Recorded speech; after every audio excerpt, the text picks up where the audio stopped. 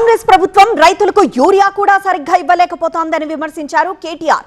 తాము అధికారంలోకి వచ్చాక కాంగ్రెస్ తెచ్చిన యాప్ ను బంగాళాఖాతంలో పడేస్తామన్నారు.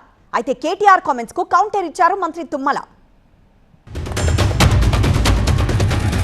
ఆడ షాపులో ఉండే కదా ఈ యాప్లో ఇచ్చేది, షాపులో ఉండాలి నా ముందు, ఆడ షాపులోనే దిక్కు లేదు.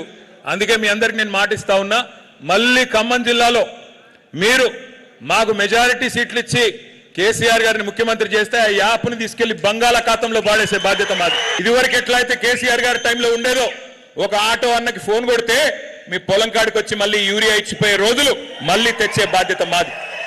దానికి మోడీ పేరు చెప్పి ఇంకోటి పేరు చెప్పి తప్పించుకునే ప్రయత్నం మేము చేయం. ఆ రోజు కేసీఆర్ గారు ఉన్నప్పుడు ఇదే మోడీ ఉండే కదా, మరి అప్పుడు రాని యూరియా సమస్య ఈ చేతగాని అసమర్థుల వల్ల ఎందుకు వస్తున్నది ఆలోచన చేయండి.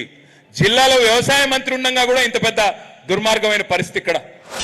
వాళ్ళని రైతాంగం బంగాళాఖాతంలో వేశారు, ఇక వాళ్ళు వచ్చి మళ్ళీ బంగాళాఖాతంలో వేస్తారంటే అపహాస్యం అవుతుంది. రైతాంగాన్ని దృష్టిలో పెట్టుకోండి.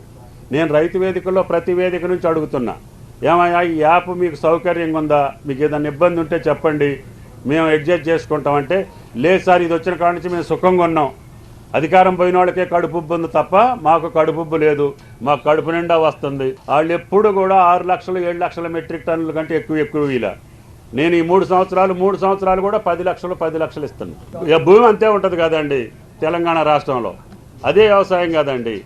మరి వాళ్ళు ఉన్నప్పుడు 7 లక్షలు ఇచ్చినప్పుడు నేను 10 లక్షలు ఇస్తే తక్కువ ఇచ్చినట్టే ఎక్కువ ఇచ్చినట్ట?